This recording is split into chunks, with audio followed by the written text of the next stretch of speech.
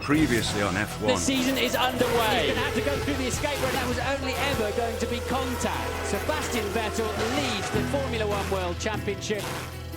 And away they go. Wheel-to-wheel high-speed racing. Front wing surely damaged. Whoa! Sebastian Vettel wins again. Yes! Round 3, China.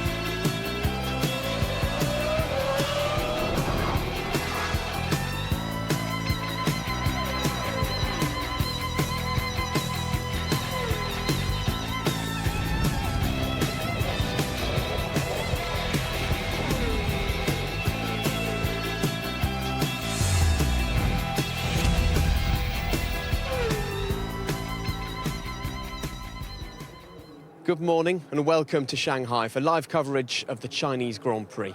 Heroes and villains, drama and danger, defence into attack in the blink of an eye.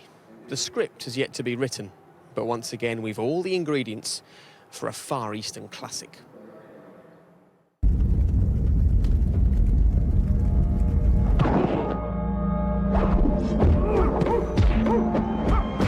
I am the champion. These guys will eat my dust. The House of Red Bull appears strong. These youngsters may be fast, but they cannot match my experience. My power boost did not work. Move over, Lewis. Look, my flying machine.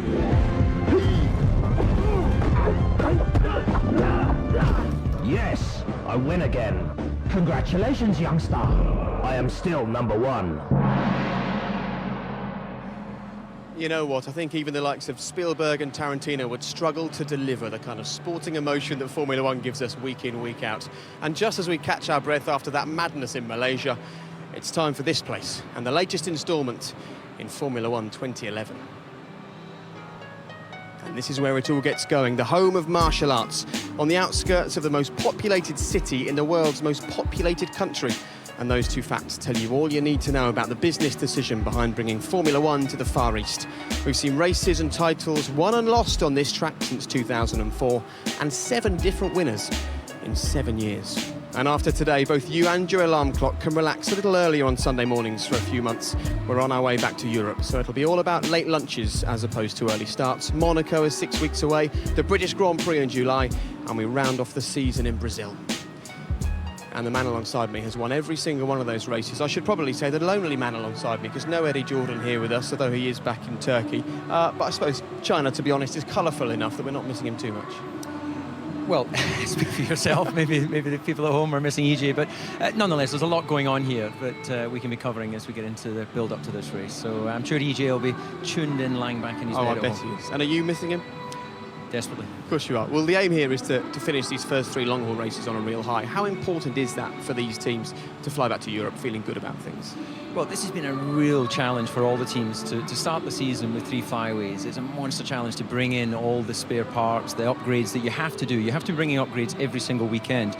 And I think there'll be a huge relief that they're heading back to Europe. Yeah, now you'll see just how cruel Formula One can be in a couple of moments, but equally it can be very rewarding. So far this season, Sebastian Vettel has led 109 of 114 laps, David, and he's got his reward, hasn't he? Well, he has, looking very comfortable out front. But let's not forget last year we had, if we look back to the middle of last season, we had Fernando Alonso was 50 points, 48 points actually, behind at the Silverstone Grand Prix, and he came right back in and was almost winning the championship in Abu Dhabi. So there's such a lot of points available for a win. This can change around very quickly. And the reason why thousands of people have turned up in this vast grandstand behind us is because they believe there's a title race to be fought over here this weekend. And that's actually the point. It is not all done and dusted, is it? No, so far the first 2 races have gone Sebastian Vettel and Red Bull's way, but We're standing outside the McLaren garage. They've made an amazing turnaround from where they were pre-season to be right hot on their heels. Qualifying, obviously they haven't quite managed to pull that off, but nonetheless the race is where the points are, and we've seen a lot of different pit stop strategies with these new Pirelli tyres. OK, well, less than 55 minutes to go then until the race starts here in China. And we're hoping that the race is going to be entertaining, and it's got a lot to live up to, David. I mean, look at this. They're really whipping the crowd into a frenzy out there. Yeah.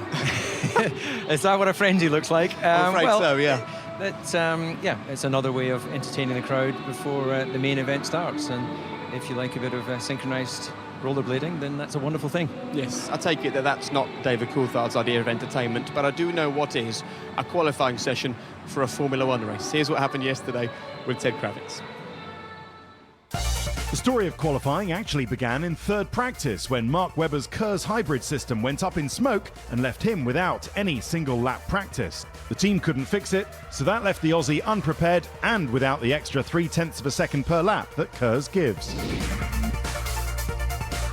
Even with these setbacks, Webber's engineers sent him out on the slower hard tyres that are at least a second shy of the softs, and Mark duly struggled to get them working. Mark Webber has dropped out in the first part of qualifying. The result, down in 18th and down in the dumps. Well, very frustrating day. Did one lap in Q3 and P3, and then trying to get into the things in Q1, and we got caught out on the first set, and then we just weren't quick enough into the day. Why didn't you send him out on the soft tyre for the final run? Because we thought that there would be enough performance there to do it on the prime. It was a bad day for Renault. Vitaly Petrov's car broke down, and when that was cleared away, there were only 2 minutes remaining and 11 drivers still wanting to improve their times. And so began a race in qualifying. Chaos ensued as drivers fought for clear air. Felipe Massa sold the Sauber a dummy on the inside to pass him round the outside, but in the end, nobody went faster, and Michael Schumacher and Nick Heidfeld became the big-name dropouts. Schumacher's Mercedes letting him down again with a failed movable rear wing, especially painful as his teammate Nico Rosberg is fourth on the grid. Fourth and fifth would have been easily possible for us, but there you go. 3 British drivers made it into the top 10 for the first time this season, including a great performance from Paul di Resta. We brought a small upgrade here, and it certainly improved the performance, and we went forward. So, luckily enough, our race pace seems to be not too bad. Jaime Alguersuari and Sebastian Buemi were a noteworthy 7th and 9th for Toro Rosso. Yeah, we are quite pleased, to be honest. Obviously, we know how the qualifying went. There was a bit of a hectic period in the Q2. But in the end, we are really happy with what we did. To have both cars in Q3, I don't think it happened so often in the past for Toro Rosso, so we have to be happy.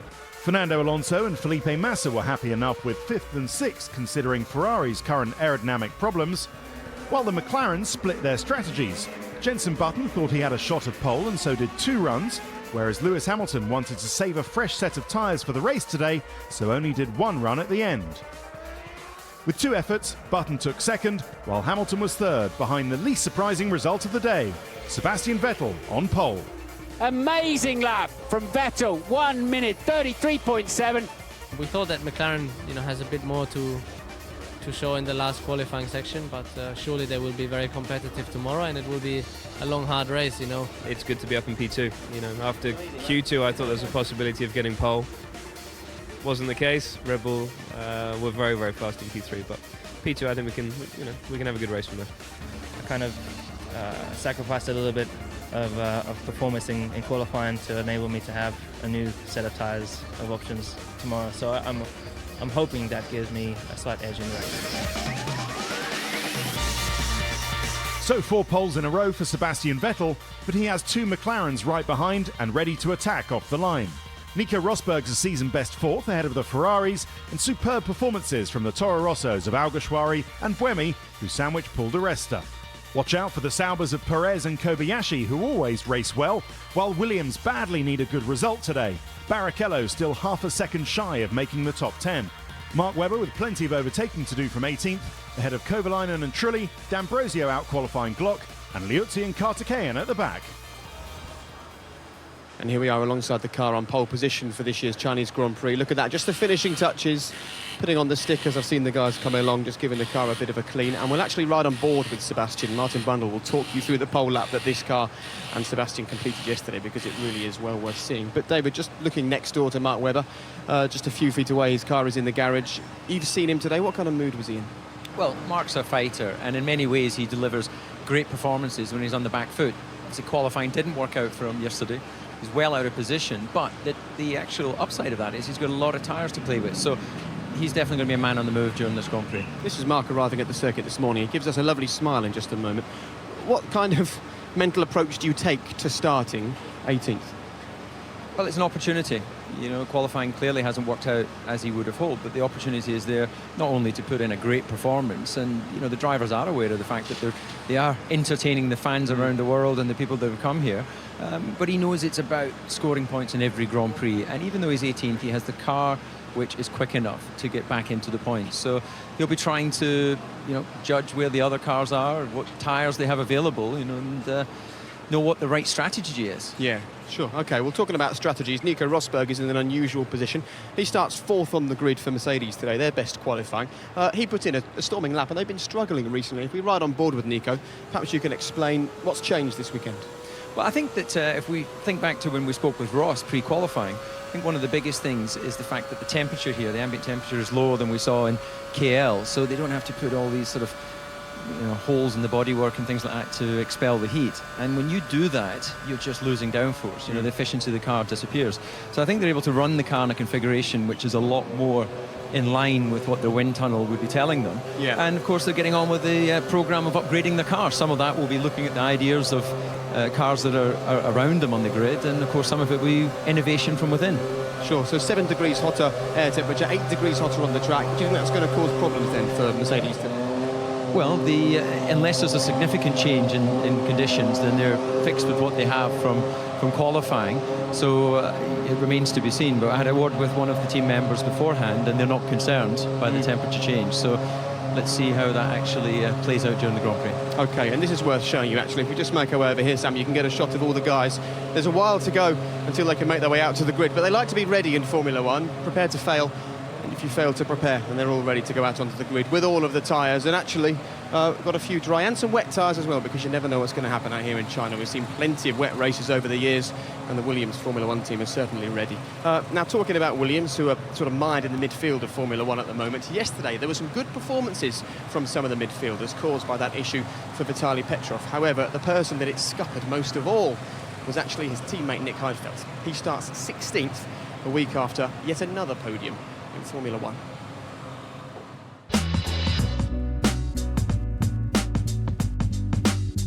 It's nice to see as we walk up and down the pit lane that you waving into the other garages and things, because you've been with quite a few teams and you know a lot of people here. How impressed have you been with the situation at Renault?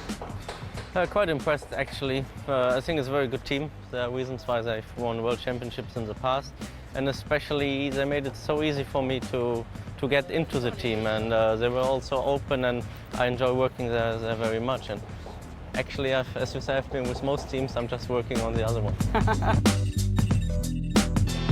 I think you came into F1, what was it, 2000? 2000, yeah. You've got a proven track record. You've had 13 podiums now. What more do you think you need to do? Well, obviously I'm asked quite frequently about this win that hasn't been there.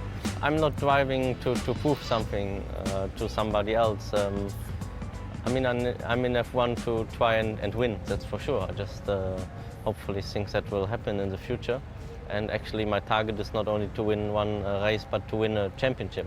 Of course, that might seem a bit far-fetched for some people, and definitely is going to be very difficult to make that happen this year, but at least that's the ambitions I had when I came into Formula One, and it's still the same goals and targets I have now. What a sensational start for Renault. Heidfeld is through into second place. You made a great start last week in Malaysia. Yeah, that was probably the best part of the whole weekend. It was very enjoyable and obviously also quite important to win a few positions. And that's a classic move of experience. Absolutely perfect. Nick Heidfeld enters the final corner. A podium position for the Renault drivers. You obviously know that this is a temporary situation, I suppose, that when Robert is ready to come back into the car, he can do. Obviously, it's a very strange situation for me because Robert was supposed to be in the car I'm sitting in now. I've been a teammate with him for a few years, so it's a bit of a strange situation. Obviously, when you're in the car, you try not to think about it and just do your job. But when you're driving, naturally, I suppose, did he come into your mind when you crossed the line?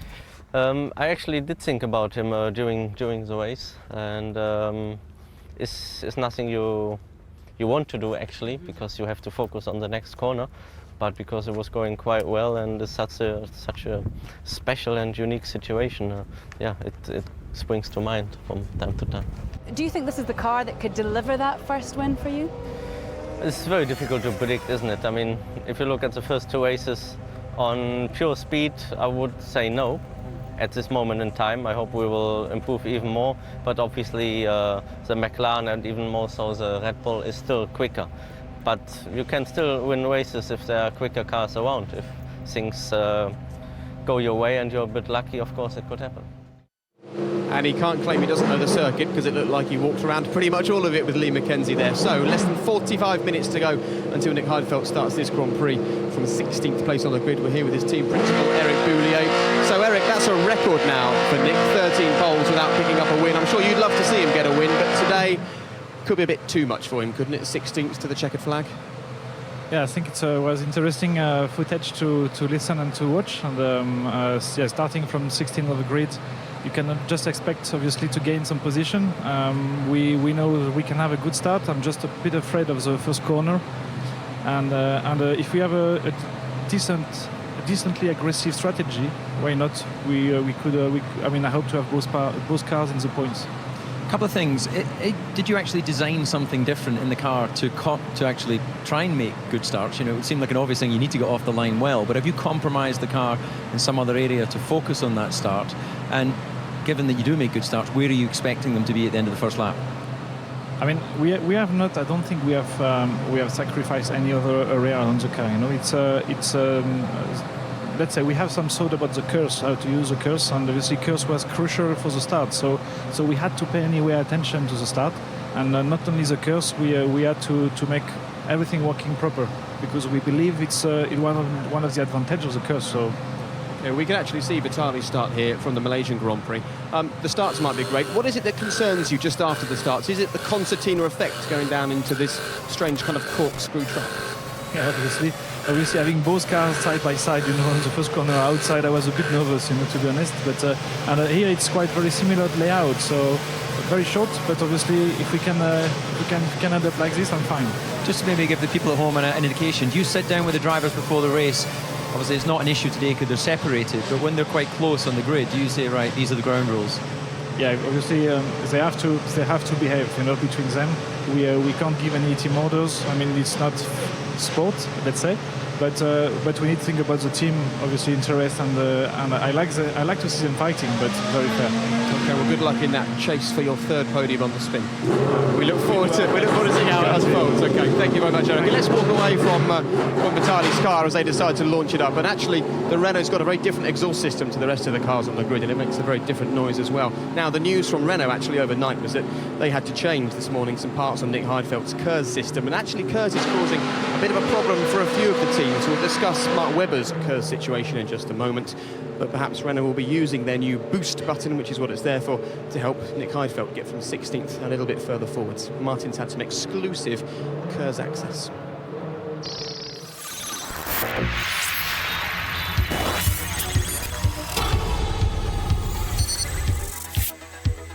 KERS, or the Kinetic Energy Recovery System, is back for 2011, and it packs quite a punch. And the Williams team have invited us in to have a look at their preparation room. So how does the system work? Well, it starts with an MGU, or a motor generator unit. It takes power from the engine during the braking phase and converts it into electricity, and it gives it to this battery pack. Then, when he presses the KERS button, that electricity comes back through the MGU, a small gearbox, back into the engine. It's the equivalent of 80 horsepower, the power of a small city car, for just under 7 seconds per lap. The problem is that under braking, it dramatically affects how the car slows down, which makes his braking quite tricky, and we're seeing a lot of errors.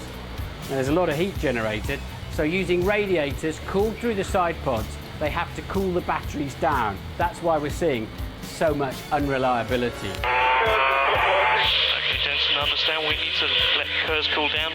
Some teams choose not to run it, in which case they replace about 30 kilograms of equipment with ballast to make sure they don't have a weight advantage over the other cars.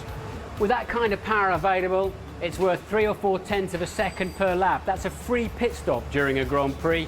This is a very important room. It's essential to get your KERS system working properly.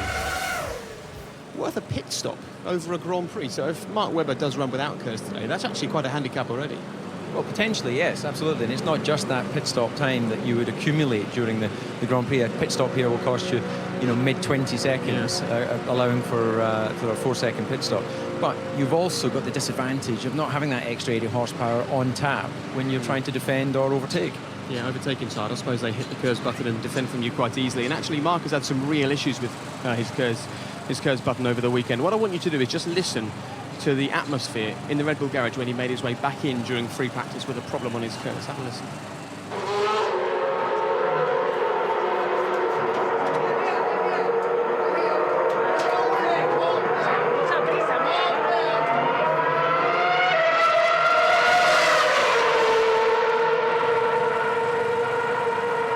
And in the cool, calm, controlled world of Formula One, it's rare actually to hear voices being raised in the garages and people leaping around like that. But it just shows that they're working with electricity, and they're not totally au fait with it. They're slightly jumpy, these teams, aren't they? Well, this is the first time Red Bull have used the KERS system. Of course, KERS was in Formula One a couple of years ago, but they chose not to run it. So it is a new technology, and there is a potential danger there. OK, let's talk about the drag reduction system then, because KERS isn't the only new addition to Formula One this year. The drag reduction system opens up the rear wing of the car in a certain section on the track. And David, you can perhaps talk us through where the DRS is going to be used this weekend and the kind of effect that you think it'll have. Yeah, well, they've actually unusually made a change here, but we can see on the graphic through turn 11, there is the activation point, just on the exit of 11, and before you start presenting the car to the apex in 12. You then have one of the longest, trickiest opening corners of turn 13, but the activation point is only in the middle of the straight, one of the longest straights here in Formula One, and this was changed from where the teams believed that activation point was going to be on Friday to where the FIA put out a statement on Saturday. So some of the teams are compromised on the gearing, which will have an effect in the race. Yeah, now Korea has got the longest straight in Formula One by about that much, and they did it because they could. The straight here is really long. Is it a case that the governing body have taken a look at the information from free practice and thought to themselves, we don't want the headlines of overtaking is easy in Formula One, and they've altered it accordingly? Well, that's absolutely why they've done it. And they've said at the beginning of the year that they would keep changing the sort of activation point and the length that the teams could use it to try and make it a system that allows drivers to get in the position to overtake, but doesn't allow you just to sail past, waving at the guy as you go. It has to still be part of the skill of Formula One. Sure. OK, now we're just outside McLaren here. Lewis and Jensen are starting second and third on the grid today. And if you have a look at their pit box here, you can see everything laid out perfectly. These guns are just moved into the middle here, so when the cars come out of the garage, they don't drive into them. But they make sure that that part of their setup is absolutely perfect, because as we saw with almost 60 pit stops in Malaysia a week ago, races can be won and lost out on the track and very much here in the pit lane. Consistency makes a good pit stop. If all the wheels come off at the same time, all the guns operate at the same time, it just has a flow. It's a great adrenaline buzz, the pressure's on, and it's a place where we can actually make a difference. That looked good. That looked very good. I was very, very pleased with the average times from all the stops last week was 3.5 seconds. Sebastian Vettel will take his 12th victory. Whilst last year with a one-stop race, you're looking for the fastest stop that you can possibly carry out. If you're doing 7 stops, such as we did in Malaysia, it's more important that you can just do them without mistakes. Fantastic job. In the heat, we kept our heads cool. Thank you. It's a pleasure every week to be with you. We're fairly well drilled, so coming out for a pit stop is pretty much the same as doing pit stop practice. In a practice session, we've done times as quick as 2.1 seconds. When we're at the circuit, we're not always practicing to our full potential because we have an audience watching us at that time. We've introduced new equipment, we've developed wheel guns, you know, everything that you would imagine that we do, including front and rear jacks, that probably cost what an average road car costs. In my honest opinion, it's more about human performance than the performance of the pit equipment. We've put a lot of effort into working out which way the mechanics respond to the car coming into the pit stop. If some favour one direction, some favour other directions. So you look at the build and the size of the people and the role that they're going to carry out. You walk out to your position, see the car coming in and just try to steady yourself. Try to just make sure that it's deep breathing, keep calm, don't rush anything. The slower you go, the faster the pit stop will be. We're not allowed to have motorised jacks, which would give you a big assistance, and we're not allowed to use robots to do the wheel changing. So I think we'll probably reach the point where we plateau at around 2.5 seconds being an average fastest start. We can always go quicker than that. We'll always get quicker as the season goes on. That's our aim. If we see a sub 2 second stop, that's when we'll be really on it. I love it. Even the mechanics want to go quicker. Sebastian will be hoping for some faultless pit stops today. And this man, Jenson Button, this is live shots from inside the McLaren garage. He's just climbed inside his car. He is starting second on the grid, right behind the world champion, Sebastian Vettel. He'll be hoping to make Sebastian's afternoon very uncomfortable indeed. But let's just talk about pit stops, David. And you've highlighted a couple of examples from the last Grand Prix with Lewis Hamilton, who's just behind us here. The smallest margins can make the biggest differences, I suppose, is the lesson for everybody. Well, that's why the teams practice it so often. And if we have a situation where the driver is slightly out of position when he pulls into his box, then the mechanics have to move. And if that doesn't enable them to engage the actual gun onto the nut. And it's very difficult to see here, but if you look, Lewis is a little bit short and a little bit to the right. So what you're looking at, there's at the bottom left-hand part of the screen there's a yellow line which indicates that should be the middle of the centre line of the axle. And in that situation, actually teams expect the drivers to be long, if anything, you know, because sometimes it's difficult to judge coming in and stopping. But there you have a better indication there of the car actually being a little bit short on that stop. And it cost a bit of time, and you know, unfortunately, if it was an exact science, then of course the pit stops would be the same for every team. But it's absolutely critical where the driver positions the car. Yes, it's never an exact science, is it? But Lewis Hamilton is inside his car. He'll be hoping that the science of Formula One can deliver him yet another win. But it could be tricky from third on the grid today, because he's chasing Sebastian Vettel, who's been talking to Lee McKenzie. Well, Sebastian, another pole position. It's quite a nice habit for you to have. Does it feel more natural for you now starting at the front of the grid? No, I think you should never get used to starting in the front. Obviously, we always have the same target on Saturday to get on pole. Lately, we've been very successful with that, but I think, yes, it is a threat to get used to it. So, you know, we still appreciate it, and it's something special. So we're looking forward to the race today.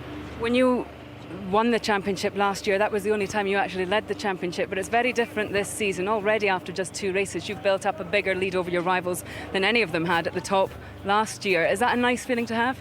Well, it's, I think, a strong position to be in at the moment, but you know, there's so many races to go. You know, things might be looking different after today, after the next 2-3 races, and then we've got another lot of races coming. So, you know, it's way too early to think about the championship. We go race by race, and yes, we enjoy the fact that we have a strong package, so we have to make use of it. I suppose the other difference is that last year you were chasing your rivals. This year you're the one that's being chased. Is that better for a driver to have to deal with? Well, I mean, you're talking obviously of a trend. Last year, you know, all year long we were behind except the last race.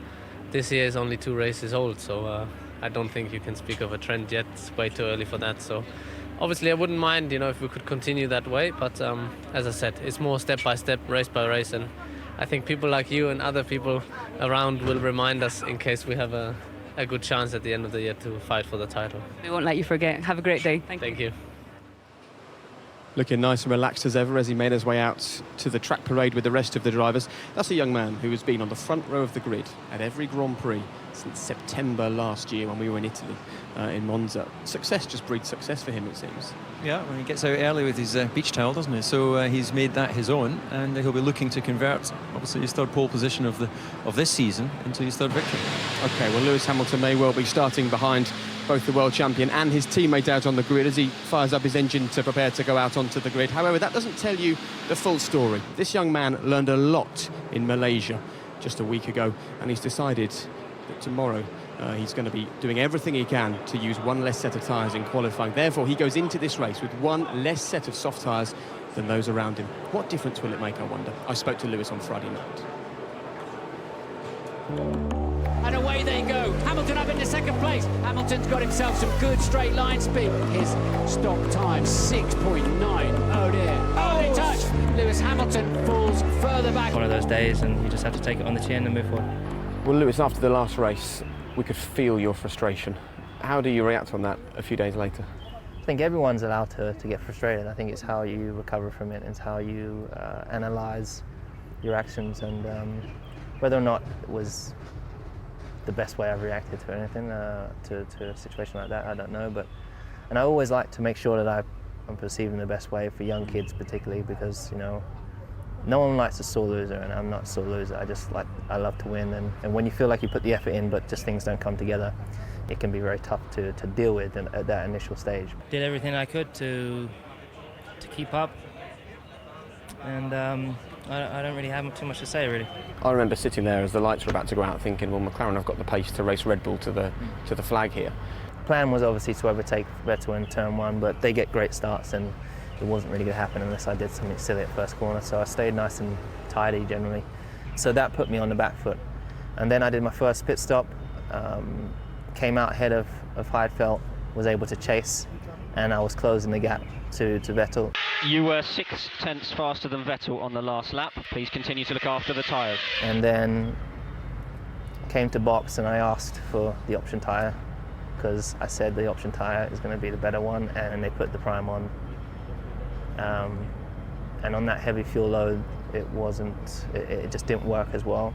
So I wasn't as quick as I would have liked to have been, as I would have been on an option. And I had to try and make that tyre last for 20 odd laps.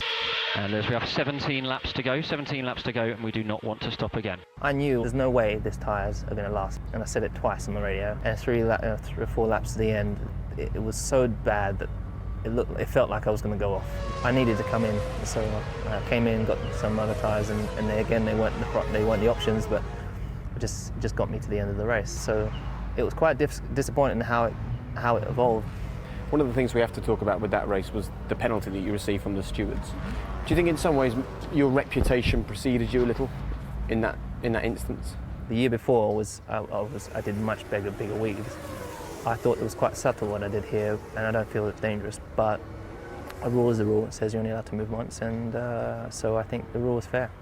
And I lost position, didn't make really any difference, you know, I was already quite far back. And at the time, when you moved on track, did you think, I might have to go and see the stewards after this race? No, because at the time I was just thinking I'm racing, and I've got to try and fight as hard as I can, as safe as I can, to stay ahead of the guy behind me who's got fresher tyres and is over a second faster than me. And I'm going to give him the hardest time of his life to keep him behind. And that's what racing's all about. That's what people want to see. And I would never did anything to put us in jeopardy. I believed it wasn't really a problem, but obviously I got a penalty now, so I guess I can't do it. And with all that, how much did you learn in those 56 laps in Malaysia? I've never been so happy with my driving style, of how I had handled the tyres.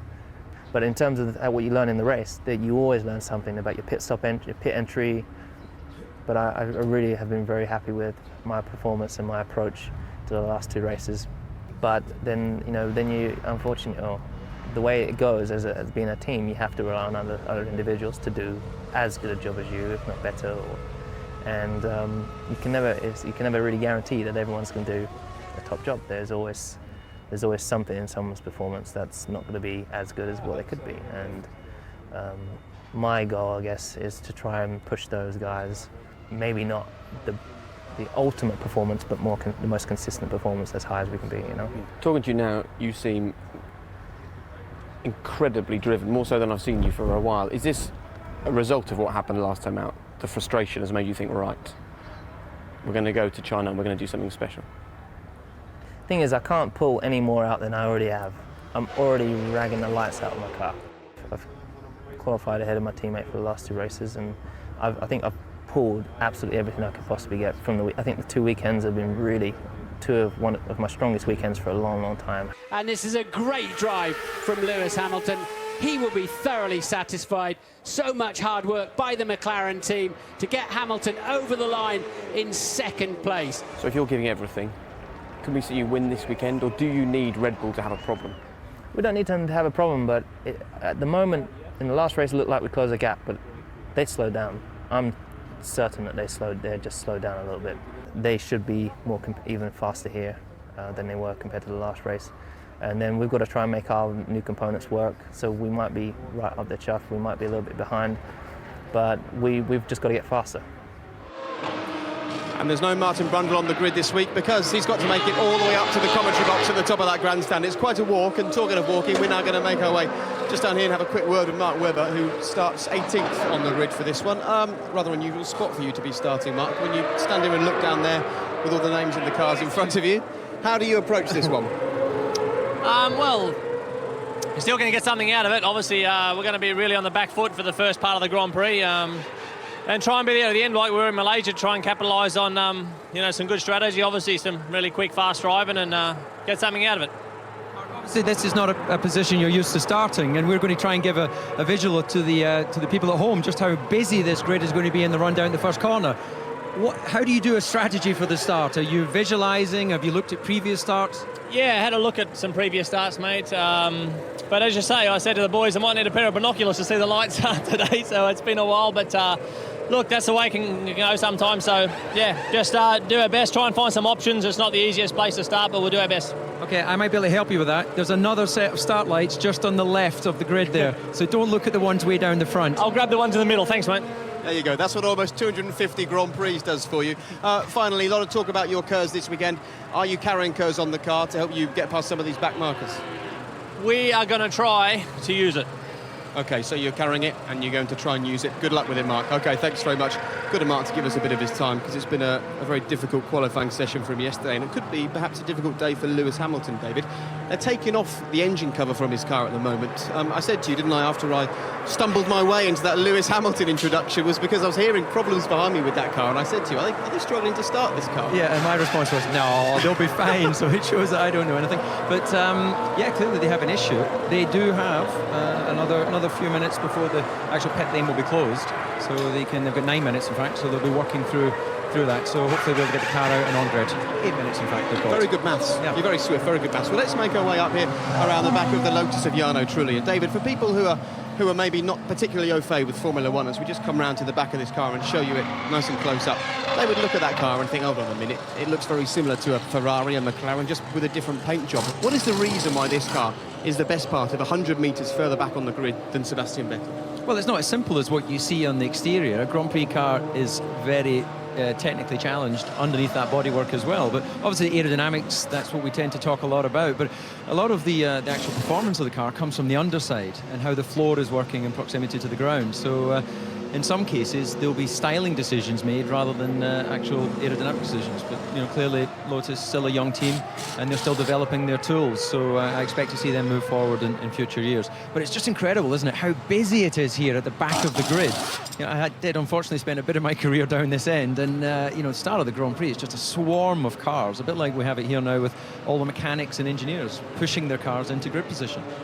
Okay, well, let's make our way down the grid with the cars that are being pushed on. We can walk down here alongside Vitaly Petrov's Renault at the moment, as we're being told that the engine cover is going on to Lewis Hamilton's car. With all this madness going on, David, with all these people, all these cars, how did you keep your concentration with minutes to go before a Grand Prix? Well, you're in your work zone. You're behind the wheel, and that's your office, and that's where you feel comfortable. Where it actually gets difficult, I'm sorry, Jake, I keep manhandling you, but I just don't want to. These racing drivers, they don't care use it as TV points if they do they? run down a. It's like Death Race 2000. You're about 150 points, I believe, because there you go. You're about to lose your feet there. Anyway, I think we're safe now. If I just check behind. So yeah, when they're in the car there, although it's busy, they're calm, they're relaxed, they're controlling their breathing, keeping their heartbeat down. Try not to use up too much energy. They'll be thinking about one final chat with the engineer. They'll have felt the car on the way to the grid, and of course they're not running at the speed they'll be doing when they're in the race, but nonetheless they know this vehicle intimately, so it'll give them some feedback. Final chat with the engineer, drink of water and get on with the game. Okay, well, the chat going on in McLaren might be slightly stressed at the moment. Let's hear from Ted very quickly. Ted. It's a serious problem, and it's a problem with the engine, Jake. They tried to fire it up. Lewis Hamilton was sat in the garage. Tactically, that's what they were planning to do, send him out quite late. But when they tried to fire it up, they could see a problem. They took the engine cover off, tried again, and now they're having to take the airbox off to actually get to the engine physically. So everyone is sitting around. He has just a little more than 5 minutes to get this job done, but that is big. Once you start to take the airbox off and start to have a look into the air tray of the engine, then that's big. Martin Whitmarsh, the team boss, is standing just at the back of the garage along with Jonathan Neal, the head of the engineering team here, and well, Lewis Hamilton calm in the car, but this is high drama at McLaren. Okay, Ted, thanks very much. High drama yesterday in qualifying, actually, for Michael Schumacher. It'd be great to get a quick word with Michael. Michael, you must feel a bit aggrieved because your car is clearly better than 14th place on the grid. Yeah, certainly. I guess it's a shame because we would have been fourth and fifth for sure today. And what have you done to solve the problems that the car has had? I guess Ross is the right person to ask that. Ducking out of that one, isn't he? The 7-time world champion.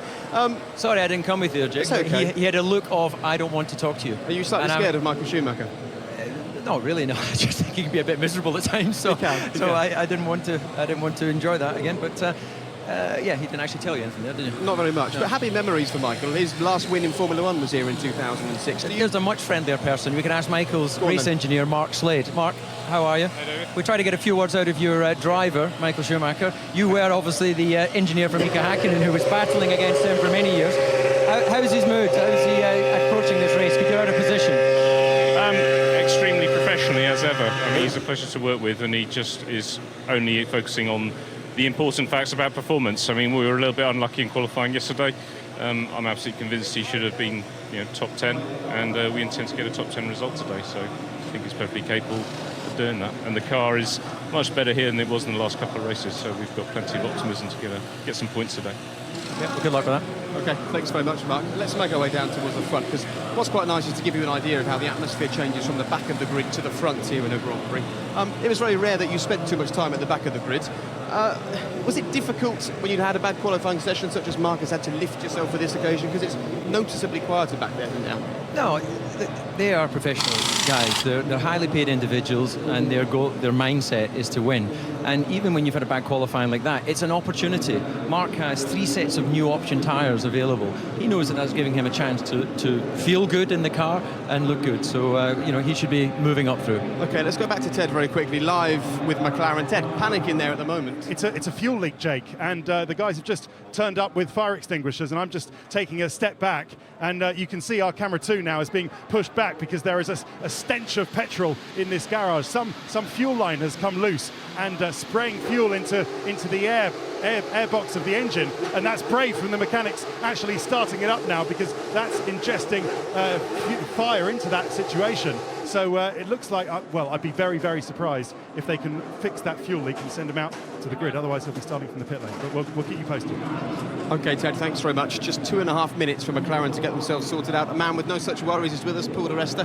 Now, Paul, your teammate, I guess, doesn't watch the BBC because he doesn't live in the UK. So you can tell us how it felt to knock him out of the top 10 shootout by 16 thousandths of a second in qualifying yesterday.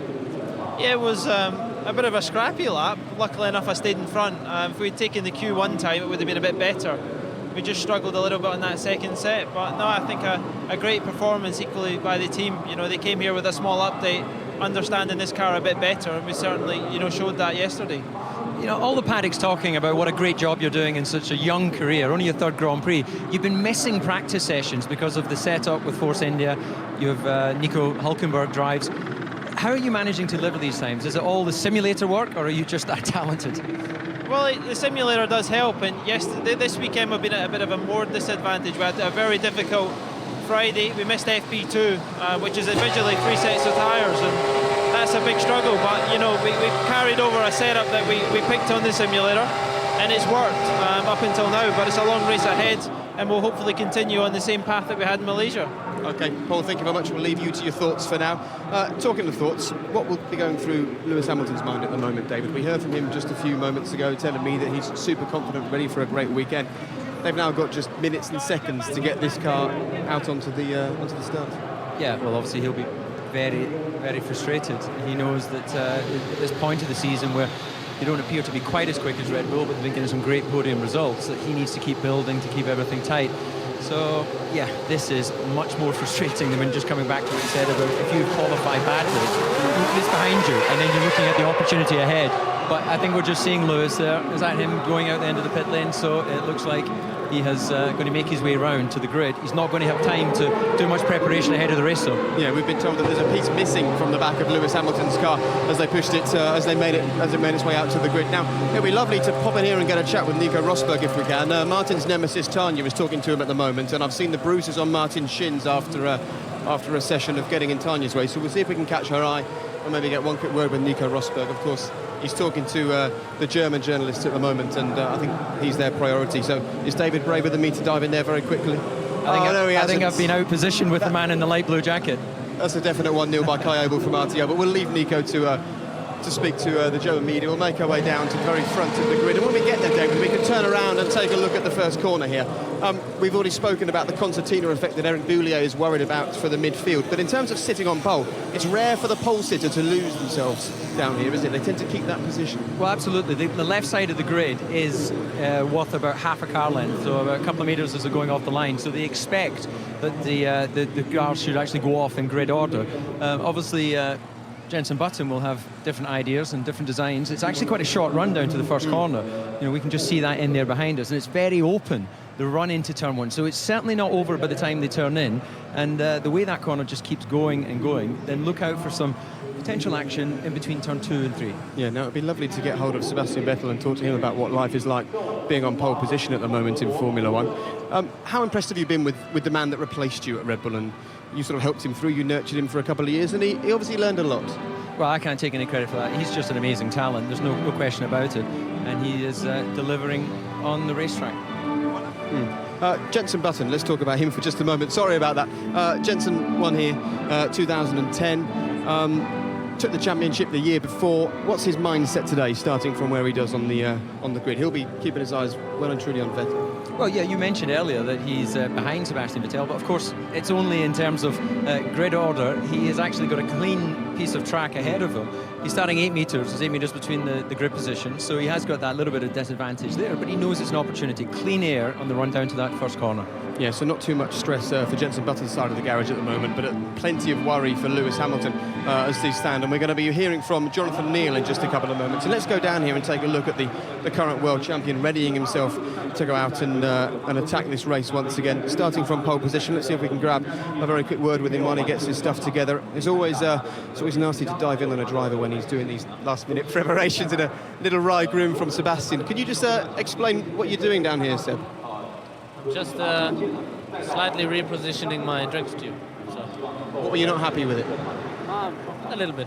Okay. Tell us how you're feeling ahead of today. We saw you speaking to Lee McKenzie earlier on, saying there's a long way to go. But in terms of doing what you can to defend your world title, looks like a tricky little job down there. It's going perfectly to plan, isn't it? Thank you. I've got a bit. Yeah, okay, we'll let you sort that out. What would that be about, David, just trying to sort out his drink spot?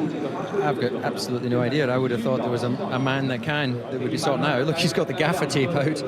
That doesn't really seem very F1, but maybe that's one of his little preparation tools before heading out. Okay, well, it's nice to see that his race engineer Rocky's not getting involved in that. He's letting the driver do that himself. Let's quickly make our way back towards where Lewis Hamilton will start this race from, because he is just arriving into position on the grid right now. We're going to go over there and take a look ourselves. Let's just quickly hear from Jonathan Neal. He's speaking to Ted Kravitz. Jonathan, we can still smell fuel. What can you tell us? Yeah, the engine fired up fine during the hour before the race. Came to fire up again. We had fuel, we had ignition, everything looked fine, but it just wasn't firing. So the only conclusion we're left with is that we'd flooded the engine in some way. Don't understand why or how. Top body off, yeah, evidence that the air filter was flooded. So as you saw, a massive scramble with a countdown, but we're there now. We've got to make sure that we've got everything back on. So still quite a high workload, if you'll excuse me. Okay, thanks, Jonathan. Okay, so the car is on the grid. Quite a lot of smoke, quite smelly down here. David, just tell us what you're watching and what that tells you. Well, obviously they've got a tyre blanket just draped over the top body of where the engine cover would be, just to avert prying eyes to what they've got under the back of the car. But if I understood what Jonathan was saying there's obviously within within the fuel, within the airbox, sorry. Sometimes you get airbox fires, which you're trying to effectively fire the engine, but the fuel's being burned in the airbox rather than inside the engine. They've obviously managed to clear it enough to get it round to the grid, but there's a bit of frantic activity there, because obviously if it's gone wrong once, then how do you know it won't go wrong again? And knowing what you know about Formula One, would you expect this car to be in a fit enough state to race and in a fit enough state to get to the end of this Grand Prix? Well, we can see the mechanics frantically working there. They are highly trained professionals, and they just go into absolute automatic mode here. You know, they almost just need to glance at each other and they know exactly who's going to be doing what part. So I wouldn't be surprised if they're actually able to do it. But we've got Jonathan Neal here. Jonathan, are you in a position to give us an update on what the position is for Lewis and whether we can expect this again within the race? Well, we hope not. We think it was just a one-off, just flooded the engine in the garage for reasons we don't quite understand. Checked everything, we had ignition, we had fuel, it had fired up fine the hour beforehand, as you know, in the routine stuff, David. But at that instant, it wasn't going to fire up, so it's the mad scramble just when you don't want it. So. And just remind us, the mechanics are working there now, removing the airbox. How long before the start of this race do they need to step away from the car? They need to be stepping away in the next 3 minutes. Can they do it? Close enough. We can see the girls leaving the grid now as Lewis Hamilton makes his way past. He's obviously keen just to get into that car.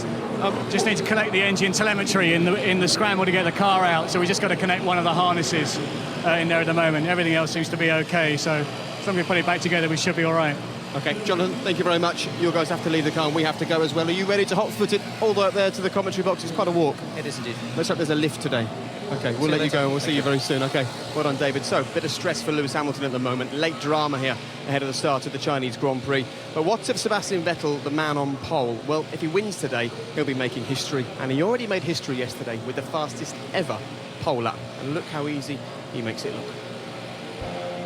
Let's take a look at Sebastian Vettel's third consecutive pole position for the Chinese Grand Prix. It is remarkably comfortable. 180 miles an hour, 7th gear, heading towards turn 1. And just see the commitment he uses on the way in. One sweep of the steering wheel through this virtually 360-degree phase of the racetrack. Turn 2 already. Fall down the hill into turn 3, just 80 miles an hour. And then releases the car, opens the steering wheel flat out towards the kink of 5, no problem through there. Heavy braking zone for turn 6, 175 miles an hour, down to just 55. He spots the apex perfectly. Now look at this, turn 7, 160 miles an hour. Didn't think of having to lift the throttle. Into 8, it's slightly tighter, a new piece of tarmac there this year, just playing with the throttle. 9, quite cautious, and now just lets the car go through 10. Becomes an acceleration zone for him. Up to 180 miles an hour towards the difficult turn 11 left-hander. Again, new tarmac, plenty of grip. He's got the car in exactly the right position.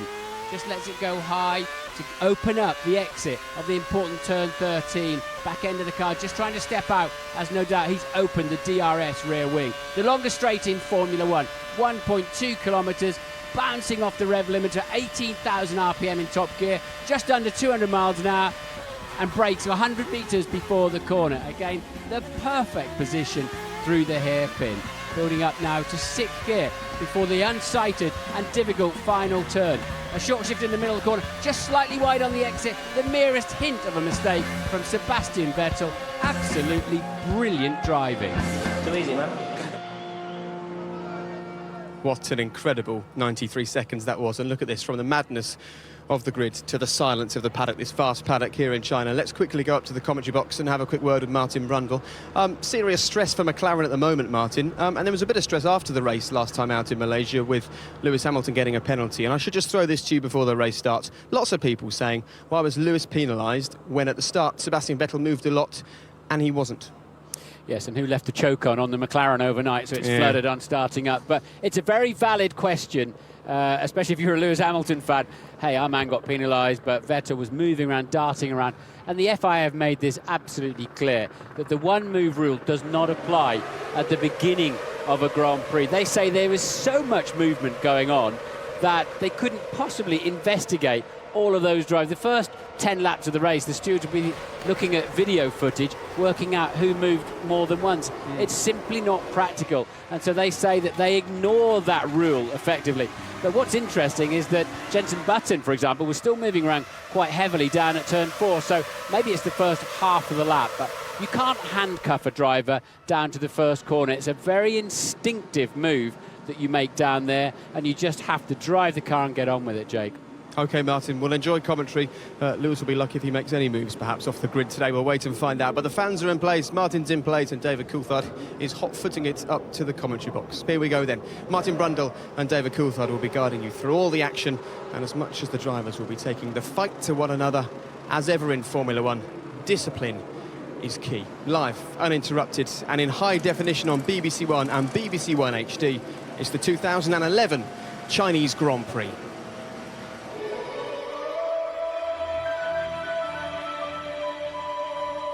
Everybody is